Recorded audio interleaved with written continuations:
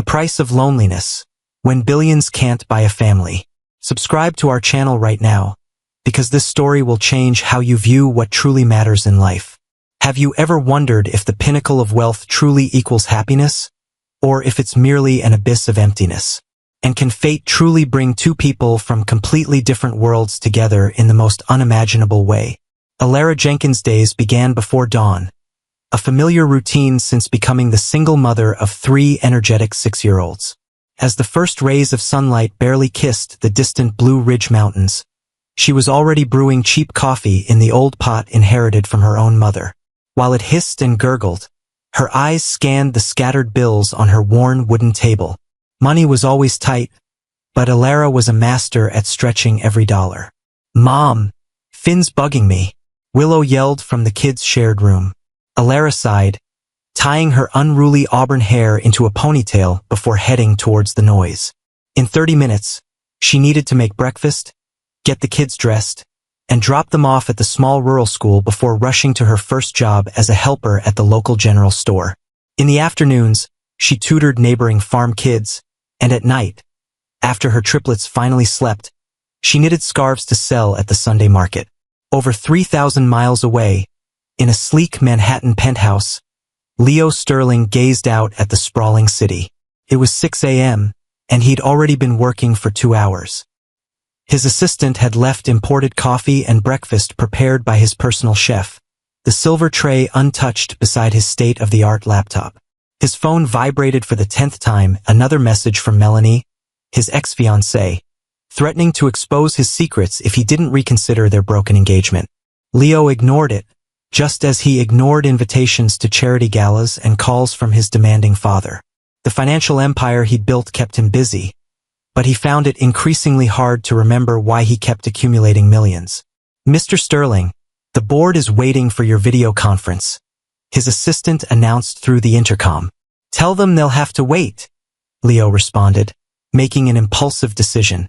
"Cancel all my appointments for the week." He needed to escape, to get away from the constant noise and the emptiness of his existence. As Alara served oatmeal on mismatched plates and reminded her children to brush their teeth, Leo ordered his pilot to prepare his private jet. She counted coins for gas for her beat-up pickup truck. He signed checks without glancing at the amounts. 2 parallel worlds that should never cross. Alara, with her unbreakable dignity in the face of scarcity, and Leo, with a fortune incapable of filling his existential void. He sought silence. She craved stability. Neither imagined that in less than 24 hours, their paths would irreversibly intertwine in a remote mountain town where Alara fought to raise her children, and to which Leo would flee, seeking a peace money couldn't buy. Destiny pulled them closer with every passing minute. Alara waving goodbye to her kids at the rural school, Leo boarding his jet into the unknown. A storm was brewing over the mountains, the very storm that would cause the accident that would change their lives forever. The late afternoon sun beat down relentlessly on the dirt road as Alara drove her old pickup home. It had been an exhausting day. 6 hours at the store, 2 hours tutoring, and barely enough time to buy weekly groceries with the little money she had left. Her calloused hands gripped the steering wheel as she thought of her triplets waiting with her grandmother, Nana Rose, the only help she had since deciding to become a mother through artificial insemination. "Damn it!" she exclaimed as the truck rattled over a deep pothole. Alara slowed as she approached a winding curve on the mountain road, spotting something unusual, a motionless figure by the forest's edge. As she got closer, she saw an unconscious man, dressed in clothes clearly not belonging to any local resident. His suit, though dirty and torn, was obviously expensive. "Sir, can you hear me?" Alara knelt beside him, checking his vital signs as she'd learned in the first aid course she took when she found out she was pregnant. The man was breathing, but a gash on his head bled profusely. Alara looked around. They were almost 5 miles from town with no phone signal, and night was approaching. She couldn't leave him there. With effort, she managed to hoist him into the back of her truck. He must have had an accident, she thought, covering the stranger with the emergency blanket she always kept. What Alara didn't know was that she was rescuing Leo Sterling, who, in a fit of frustration, had fired his driver and decided to walk through the woods, only to slip on a rocky incline. When she arrived at her modest wooden house with its tin roof, the triplets ran to greet her. "Mom, you brought home a hurt prince?" exclaimed Willow, the most imaginative of the three, upon seeing the stranger. "He's not a prince, sweetie. He's someone who needs help," Alara replied, as Nana Rose looked on with concern. "Honey, what were you thinking bringing a stranger here? What if he's dangerous?" "He's hurt, Nana. I couldn't leave him to die on the road." Between the two women, and with the curious help of the children, they managed to move Leo to the only sofa in the living room. Alara carefully cleaned his wound with the first aid kit she guarded so carefully, observing the stranger's face. Defined features, a few days' growth of beard, and an expression of worry even in his unconsciousness. Hours later, after Nana Rose had left and the children were asleep, Leo began to regain consciousness. His eyes fluttered open, disoriented, scanning the wooden ceiling, the walls decorated with children's drawings, finally stopping on Alara, who was mending clothes by the light of a simple lamp. "Where am I?" he asked, his voice rough. Alara put down her sewing and approached with a glass of water. "In my home. I found you unconscious on the road. Do you remember what happened?" Leo tried to sit up, but a wave of dizziness forced him back down. "I was walking. I slipped. I don't remember anything else," he replied, then noticed the humble surroundings. "I need to make a call. The nearest phone is in town, 5 miles away, and there's no cell service up here," she explained casually. "You'll have to wait until tomorrow." Leo's expression shifted to a mix of disbelief and frustration that didn't escape Alara's notice. "Does it bother you to be stuck in such a simple place, sir?" "Sterling. Leo Sterling," he responded, aware of the harshness in his own voice. "And no, it doesn't bother me. I just have important matters to attend to." Alara smiled with a hint of irony as she got up to fetch more water. "We all have important matters, Mr. Sterling. The difference is some of us can wait without feeling lost." Leo watched this woman who had interrupted her routine to help a stranger, and for the first time in a long time, he felt genuinely disconcerted. Not by being far from his world of luxury, but because Alara's quiet dignity brutally contrasted with the internal chaos that had led him there. Dawn arrived with the crowing of roosters and the patter of small feet running down the hallway. Leo awoke with a jolt, momentarily forgetting where he was. Reality hit him as he saw the rustic ceiling and felt the worn sofa beneath his body. He'd spent the night in someone else's house, far from his Egyptian cotton sheets and orthopedic mattress. "The mister's awake!" one of the children shouted, peeking into the living room. "Finn, don't bother our guest." Alara's voice came from the kitchen, mixed with the aroma of freshly brewed coffee and warm tortillas. Leo slowly sat up. His head hurt less, but the feeling of being out of place intensified with every second. He observed the modest living room, worn but clean furniture, simple framed family photos, wildflowers in a repurposed jam jar. "Good morning, Mr. Sterling." Alara appeared with a steaming cup. "How are you feeling?" "Better, thank you," he replied, taking the cup, surprised by the rich taste of the coffee. "This is really good. It's local coffee. We roast it ourselves," she explained, as 3 pairs of curious eyes studied him from the doorway. "Kids, say hello to Mr. Sterling." The triplets, around 6 years old, approached with a mix of shyness and curiosity. Willow, Finn, and Liam introduced themselves politely, though they kept staring at him as if he were a creature from another planet. "Your clothes are drying," Alara continued. "I lent you some of my late husband's clothes. I hope you don't mind." Leo looked at the simple clothes he now wore and nodded, uncomfortable with the situation but grateful. He didn't have a late husband, but he didn't correct her. "I need to contact my office. When can we go to town? I'm taking the kids to school in an hour. You can come with us, but I warn you, the doctor will want to check that wound." The family's morning routine unfolded before Leo's astonished eyes. Alara preparing breakfasts and lunchboxes, checking homework, braiding Willow's hair while giving instructions to the boys about behaving at school. all done with an efficiency born of necessity and a warmth he had never experienced. In the battered pickup, Leo watched the scenery as Alara sang children's songs with the kids. For a moment, he wondered what it would be like to grow up like this, far from the cold boarding school his father had sent him to at 8 years old. "Why do you live so isolated?" he asked when they dropped the children off at the small rural school. "We're not isolated. We have everything we need," she replied, driving towards town. "Besides, here I can raise them with values that are being lost in the city." The town turned out to be smaller than Leo expected. A main street, a few basic shops, a doctor's office, and a public phone that looked like a museum relic. While the local doctor checked his wound, Alara waited patiently, flipping through a worn book. "You just need rest," the doctor concluded. "No strenuous activity for a few days." "Impossible. I have to go back to New York today," Leo protested. "There's no transport until the day after tomorrow," Alara interjected.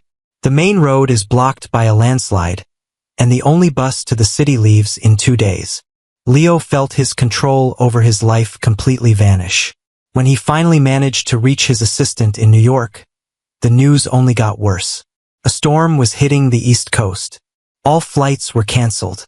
During the drive back to Alara's home, an uncomfortable silence filled the truck. Leo stared out the window, lost in somber thoughts. Alara glanced at him.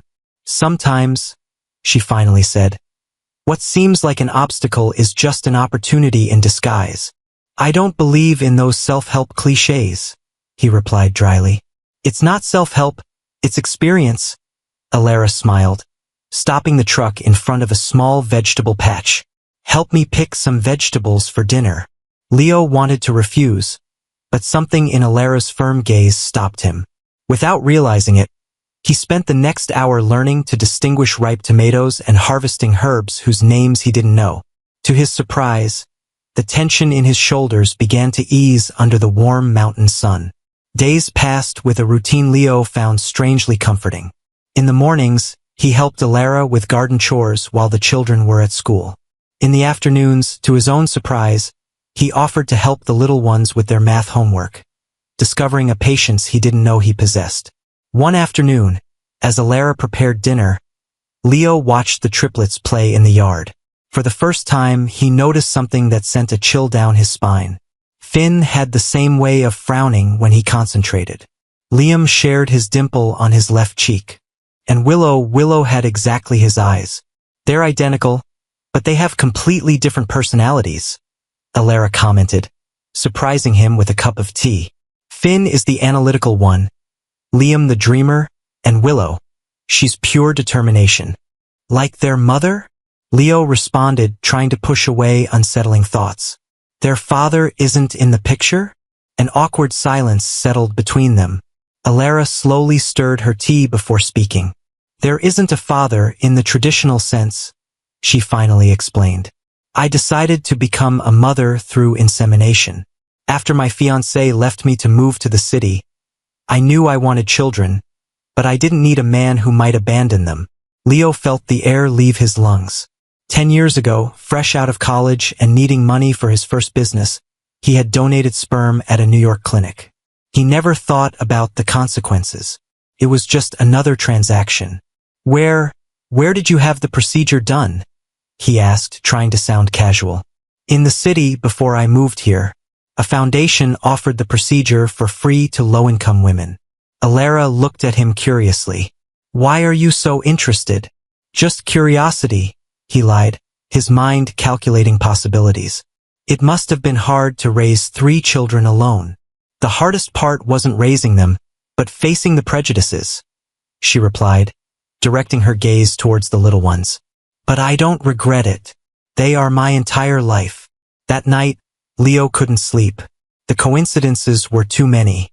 He vaguely remembered signing forms relinquishing any rights or knowledge of potential children. He never imagined finding himself in this situation, sharing a roof with 3 children who might carry his DNA. The most disturbing thing wasn't that possibility, but what he was feeling for Alara. His initial admiration had transformed into something deeper. The way she faced difficulties, her practical intelligence, her ability to find joy in the everyday. Everything about her fascinated him. During breakfast the next day, Leo observed the children with new eyes. Liam offered him his drawing of a superhero with a cape. "It's for you so you get better faster."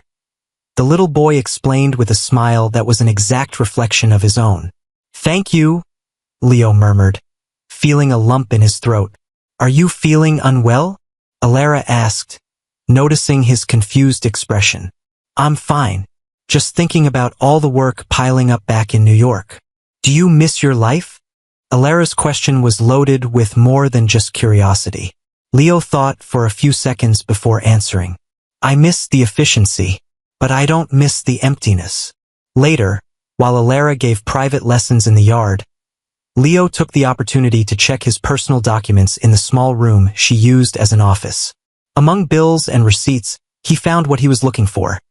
An envelope from the New Beginnings Foundation, the same non-profit organization he had helped fund years ago as part of his corporate social responsibility program. Destiny was weaving a web of coincidences too precise to ignore. Leo committed the information to memory as he listened to the children's laughter outside. For the first time in his adult life, he felt connected to something bigger than his ambitions. That afternoon, while helping Alara repair the roof before the rainy season, he mustered the courage to ask her a question. "If the donor wanted to meet his children, what would you think?" Alara stopped working and looked at him intently. "The donation was anonymous for a reason." "He waived that right," she replied firmly, but then softened her expression. "Though sometimes I wonder if the children will want to meet him someday." Leo nodded, remaining silent as a plan began to form in his mind. The day began with a call Leo received on the public phone in town. His assistant informed him that the roads were clear, and a helicopter could pick him up at the local football field. The news should have made him happy, but instead, he felt a heaviness in his chest. On the way back to Alara's house, Leo considered his options. He could leave without revealing his suspicions, resume his life in New York, and forget the strange connection he had found. Or he could risk losing everything by telling the truth. Meanwhile, Alara was cleaning the small room where Leo had slept for the past few days. As she moved his backpack, an envelope fell to the floor.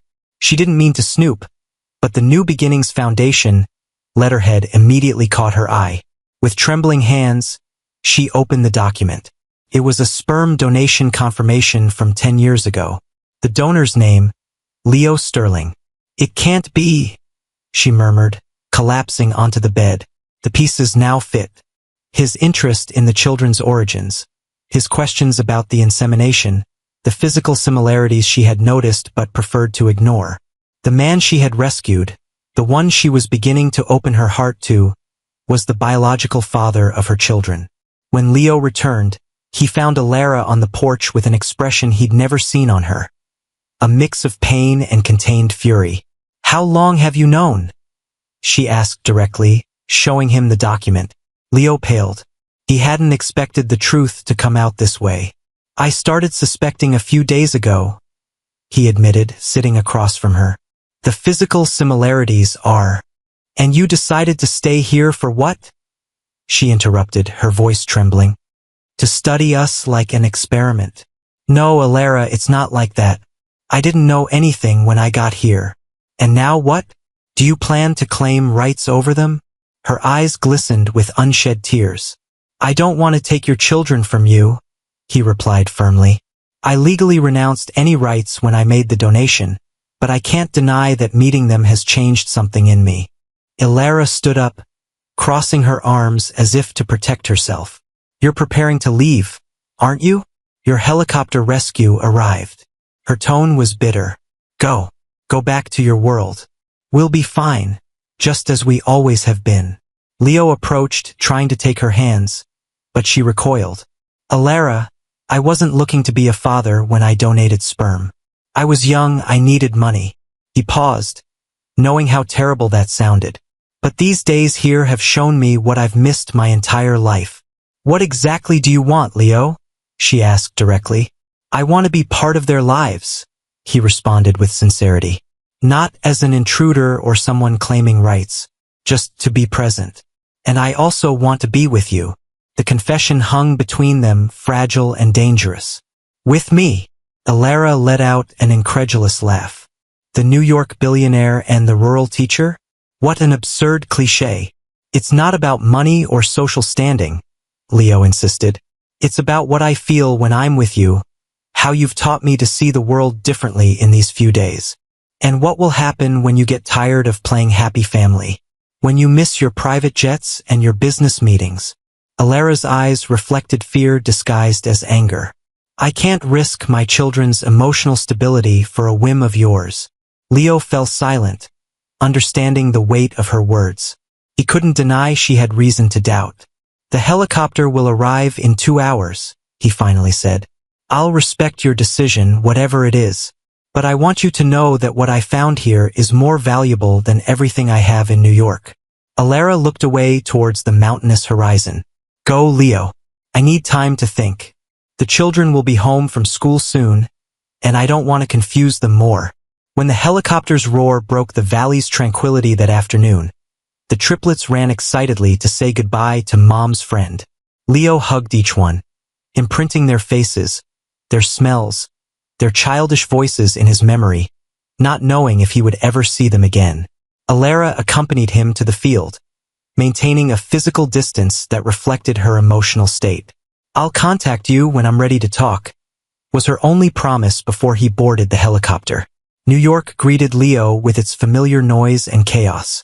Returning to his penthouse felt strange, as if he were entering a museum of his former life. Everything was impeccable, perfectly ordered, and utterly devoid of human warmth. Not even the spectacular views of Central Park managed to ignite the admiration he once felt. His assistant, Melanie, awaited him with a mountain of documents and a packed schedule of meetings. Welcome back, Mr. Sterling. The board is eager to see you. Several crises have arisen during your absence. Cancel everything for today, Leo responded, leaving his suitcase on the floor. I need to rest. Melanie looked at him with surprise. In 10 years of working for him, he had never prioritized rest over business. Meanwhile, thousands of miles away, Alara faced her own internal battles. The children constantly asked about Leo, especially Liam, who had developed a special attachment to him. When is Leo coming back? Liam asked during dinner, playing with his food. I don't know, sweetie. He has a very busy life in the city, Alara replied, her heart aching. That night, after putting the children to bed, Alara pulled out the envelope with the foundation's documents. She had read it so many times she knew every word. The coincidence was overwhelming. The anonymous donor who had enabled her dream of motherhood turned out to be the man who now threatened her emotional stability. Days passed. Leo immersed himself in work, as he always did when he wanted to avoid facing his feelings. But this time was different. The endless meetings seemed trivial compared to the conversations he'd had with Alara by the fire. Dinners at luxury restaurants lacked the flavor of the simple stews she prepared, and the fake laughter of his business associates couldn't compare to the genuine laughter of the triplets. One night, looking at the city from his terrace, Leo made a decision. He opened his laptop and began researching educational programs for rural areas, telemedicine options, and renewable energy systems adapted to remote communities. If Alara didn't want him to be part of their lives, at least he could improve the conditions of the place where his biological children were growing up. In the mountains, Alara continued her daily routine, but something had changed. The house felt emptier, despite the children's constant uproar. She found herself remembering insignificant details, like how Leo would frown when trying to fix something, his expression of surprise when trying local dishes, the delicacy with which he treated the children. You look sad, Mom, Willow observed one afternoon while doing homework. Is it because you miss Leo? The direct question left Alara without an immediate answer. People come and go from our lives, my love, she finally replied. Sometimes it's hard to say goodbye. But he looked at you like the prince looks at the princess in stories, the little girl insisted with the peculiar wisdom of children. That night, Alara picked up the phone several times to call the number Leo had left her, but always hung up before completing the call. What could she say? That she missed him? That she was afraid to believe in promises that could break? That the children asked about him every day? Meanwhile, in New York, Leo received an unexpected call. Mr. Sterling, this is Dr. Sanchez from the Green Valley Medical Center. The voice was choppy due to bad signal. Alara Jenkins asked me to contact you. Leo's heart pounded. Had she reconsidered her position? Was she ready to talk? Is something wrong? He asked, trying to remain calm. It's little Liam. He has severe pneumonia, and we need to transfer him to a specialized hospital in the capital. Alara thought you might be able to help with the transfer. Without hesitation, Leo mobilized his resources. In less than an hour, a medical helicopter was en route to the town. He himself took his private jet, bringing with him the best pediatric pulmonologist he could find. The distance between two hearts began to close, pushed by circumstances and by feelings neither of them could continue to deny. The pediatric hospital in the capital was a different universe from the small rural medical center. Colorful walls with cartoon characters, state-of-the-art equipment, and specialized medical staff welcomed Liam, who was breathing with difficulty through an oxygen mask. Alara, pale with fear and exhaustion, walked beside him as nurses wheeled the gurney. Leo waited in the hallway. When his eyes met Alara's, words were unnecessary. She ran to him and collapsed into his arms, allowing herself for the first time in years to be vulnerable in front of someone else. "Thank you for coming," she whispered against his chest. "I didn't know who else to turn to." "I'll always be here for you," he replied, holding her tightly. "Dr. Henderson is a specialist in cases like Liam's. He's already reviewing his scans." During the next few hours, while they waited for news, Leo took care of everything. He arranged a hospital room so Willow and Finn could be nearby. He coordinated with his assistant to bring clothes and essential items, and even remembered Liam's favorite teddy bear that Alara had mentioned in a casual conversation. The first night was the hardest. Liam developed a high fever, and doctors struggled to stabilize him. Alara didn't leave his side for a moment. Leo alternated between accompanying her and caring for the other children, who were scared and confused. "Is Liam going to die?" Finn asked, his eyes filled with tears during breakfast on the second day. Leo felt the world stop at this question. In his corporate life, he was used to having answers for everything, but here, in front of this vulnerable child, certainties vanished. "Liam is very strong, just like your mom," he replied, choosing his words carefully. "And he has the best doctors helping him. We're all fighting for him to get better soon." Willow, observant as always, added, "You love him a lot too, don't you?" "I love all three of you more than you can imagine," Leo confessed, surprising himself with the sincerity of his words. That afternoon, Dr. Henderson finally brought good news. The fever had subsided, and the antibiotics were working. Liam was breathing better, and although he would need to stay hospitalized for a few more days, the worst was over. Alara, exhausted but relieved, finally agreed to rest in the hospital room. Leo accompanied her to the door. "You should get some sleep," he suggested. "I'll stay with Liam." "You don't have to do all this," she murmured, her voice hoarse with fatigue. "You must have 1,000 pending matters in New York." "Nothing is more important than being here now," Leo replied, gently taking her hand. "Alara, these past few days, I've understood what truly matters in life, and it's not board meetings or bank accounts." Alara looked at him intently, noticing how this man who had come into her life by chance was transforming before her eyes. Or perhaps, she thought, he was simply showing who he really was, beneath the layers of arrogance and power. "I'm scared, Leo," she confessed. "Not that Liam won't recover, but of what I'm feeling for you. How easy it would be to depend on your help, on your presence." "I don't want you to depend on me," he responded with sincerity. "I want to be by your side, to build something together. And yes, I can offer material security, but you have given me something far more valuable. You've taught me to feel again." The barriers Alara had built for years began to crumble. Leo wasn't just the anonymous donor who biologically enabled her children's existence. Nor was he simply the arrogant millionaire who had landed on her doorstep. He was a complex man with flaws and virtues, who by some twist of fate had found his way to them. When Leo leaned in to kiss her, Alara didn't pull back. The kiss was soft, almost timid, like a silent pact between two people who had found something unexpected and precious. "Go get some rest," he whispered against her lips. "I'll be here when you wake up." And for the first time in a long time, Alara allowed herself to believe in a promise. Liam's recovery progressed favorably. After a week in the hospital, the doctors authorized his return home with a strict regimen of medication and care. The little boy, though still weak, had regained his smile and the sparkle in his eyes.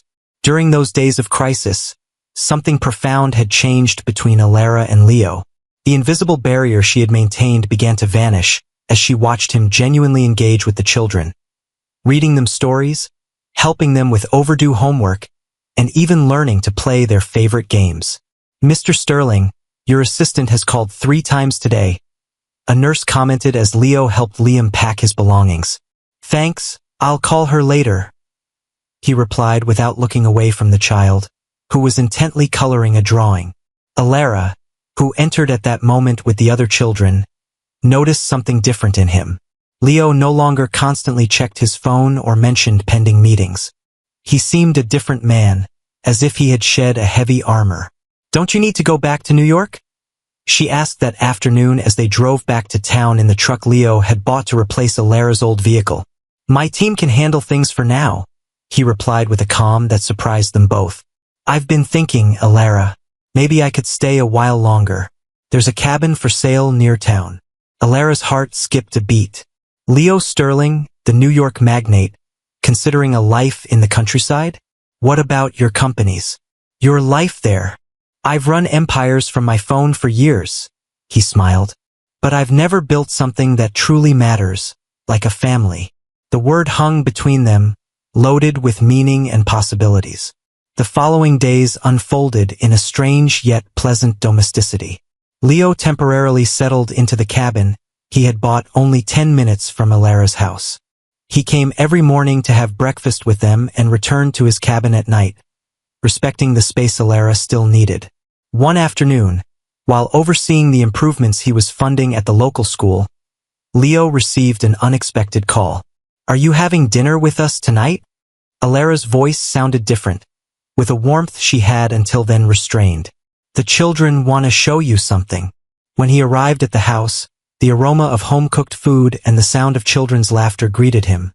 But what struck him most was the carefully set table, with wildflowers in the center and Alara's best tablecloth. "Surprise!" the triplets shouted in unison, showing him drawings where they had depicted Leo with them and Alara, all holding hands. "We had a family vote," Willow explained seriously. "We want you to stay with us forever." Leo looked at Alara, searching her eyes for a sign. "The children got ahead of me," she said with a nervous smile. "I wanted to talk to you after dinner." Dinner was filled with anecdotes and plans. The children excitedly talked about the school improvements and how their friends were impressed with Mom's friend who fixed everything. When the little ones finally went to sleep, Alara invited Leo to the porch. The night was clear, with a starry sky that could never be seen from Manhattan. "I've been thinking a lot," she began, sitting next to him, "about the future, about us." "Alara, I don't want to pressure you." Leo gently took her hand. "I understand this has been overwhelming." "It has been," she nodded. "Discovering you're the donor, facing my feelings for you, seeing how you've become a part of our lives. Sometimes it seems like a dream." "A good dream?" he asked with a tentative smile. "The best," Alara replied, moving closer. "Leo, for years I built walls to protect us. I thought it was safer to keep the world out, especially men who could hurt us. But you stayed when we needed you most." Leo gently caressed her cheek. "I'll stay as long as you want me by your side. Not as a benefactor, not as a biological father, but as a man who loves you and those children more than anything in the world." The last barriers in Alara's heart vanished. She leaned into him, seeking his lips in a kiss that sealed an unspoken promise to build something real together. "Welcome home, Leo," she whispered against his lips. And under the blanket of stars, Two souls who had begun their journey from opposite ends of the spectrum finally found their common ground. A home built not with walls and roofs, but with love, respect, and the certainty that some coincidences are, in reality, destiny calling at our door. The dawn painted the horizon in shades of pink and orange as Alara awoke. Leo's arm rested protectively around her waist. She smiled, recalling the journey they had traveled in the past 6 months.